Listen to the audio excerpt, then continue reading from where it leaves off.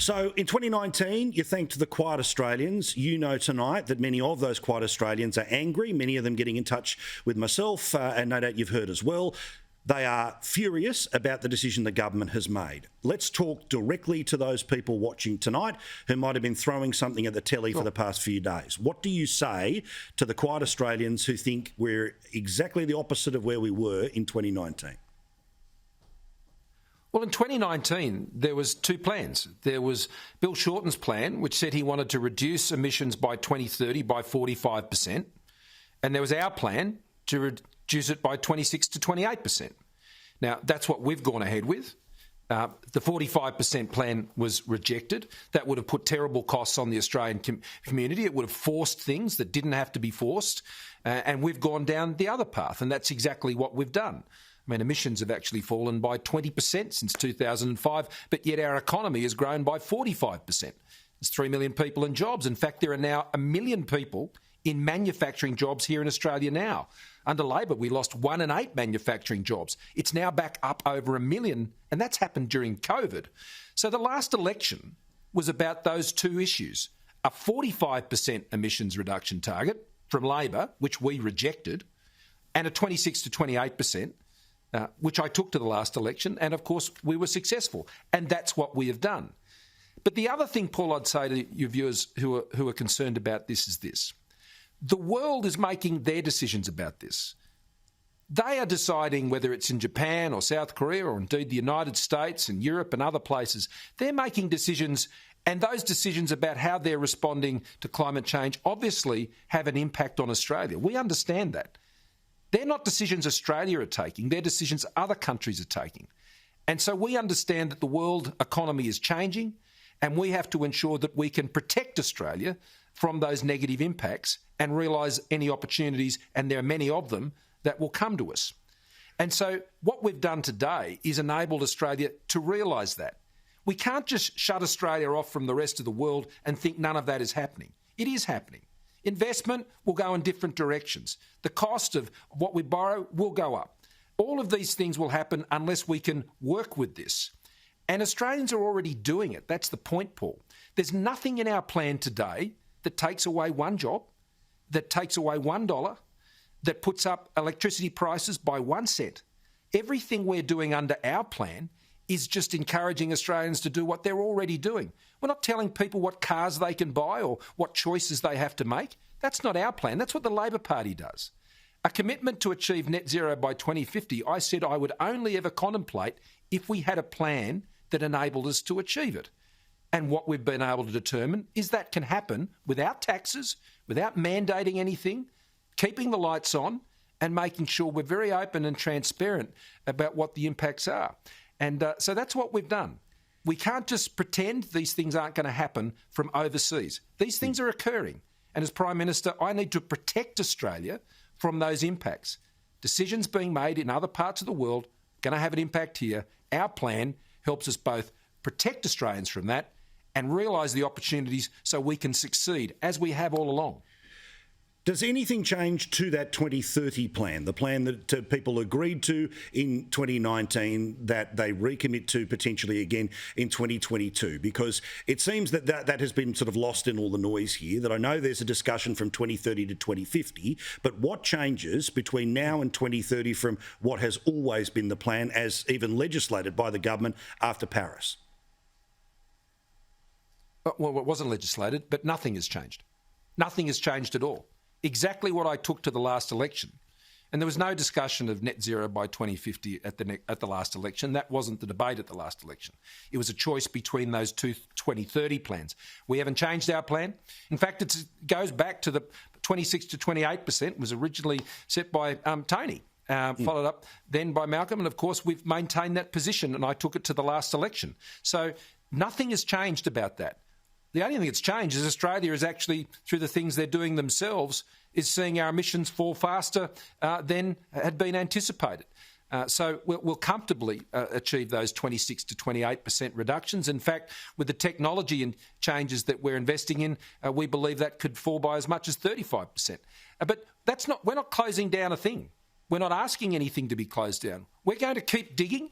We're going to keep mining. We're going to keep farming. We're going to keep doing all of these things, and nothing in our plan is about shutting any of those things down. And so I can understand why viewers might think, well, if you commit to this, that means all these things have to shut down. No, that's not true. These things will continue to operate as long as there are markets to serve, and we can keep going with those things, we will.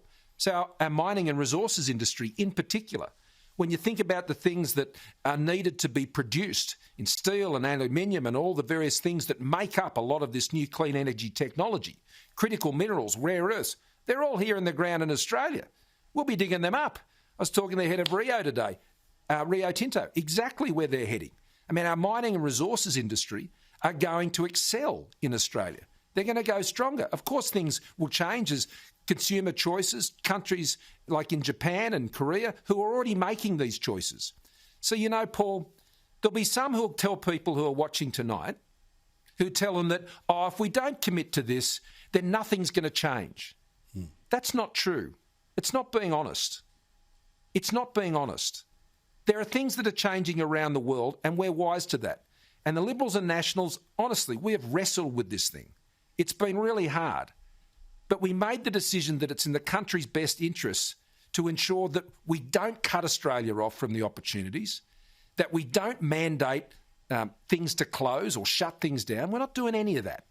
What we're doing is making sure we can realise the opportunities and protect against the risks. That's what a sensible government does.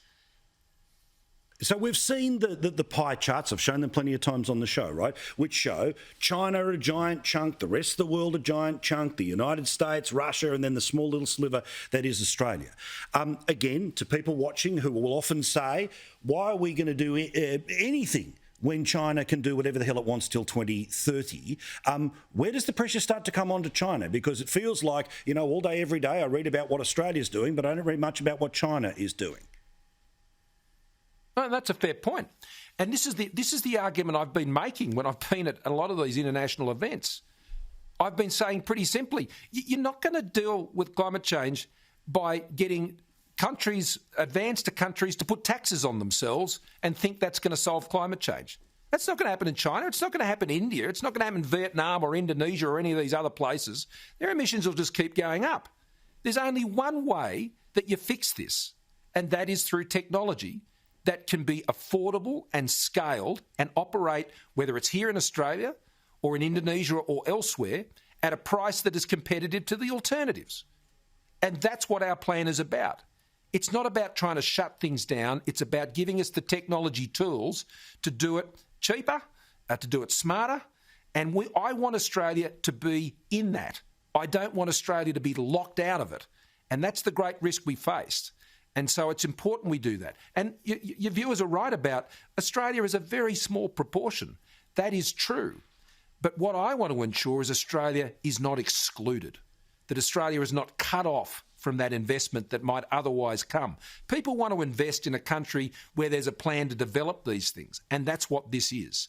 And I think that's going to see more investment come into Australia. I think it's going to create more jobs. It's going to support rural and regional communities.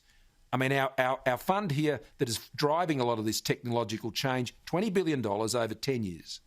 Now, that $20 billion, it's going into rural and regional areas. And there'll be more that we will do to support rural and regional communities be successful in the future, because we know both their way of life, their living, and their costs of living are incredibly important. Why can't nuclear be part of the technological options for the next 30 years? Well, we'll see what happens down the track. But right now, there's a moratorium on nuclear here in Australia, and the Labor Party are totally opposed to it. And I'm just not going to put Australia through the argument, which doesn't get us anywhere because the moratorium isn't lifted, and for the Labor Party to run around at the next election and get themselves elected on the basis of a scare campaign. I mean, that's just what would happen. I mean, I'm not about to hand the Labor Party that sort of an opportunity. They're opposed to it. They don't ever want to consider it, they say.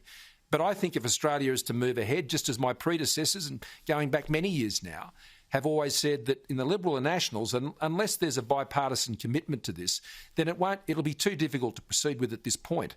But, we'll see what happens down the track. There'll be a lot of developments in this space that are occurring overseas. Small modular reactors, within the next decade, I expect to see them in the United States. They've done environmental approvals for those. So we'll watch all that very closely. But we have no intention of lifting that moratorium. We believe we can get to net zero by 2050 through this technological plan, and that's the way we've set ourselves. Now, we know that there's a fistful of polls, probably a pile of polls, that'll say, got to do something, want people to do more, all the rest of it, right? But equally, there's a fistful of polls that say people aren't willing to pay anything to do it.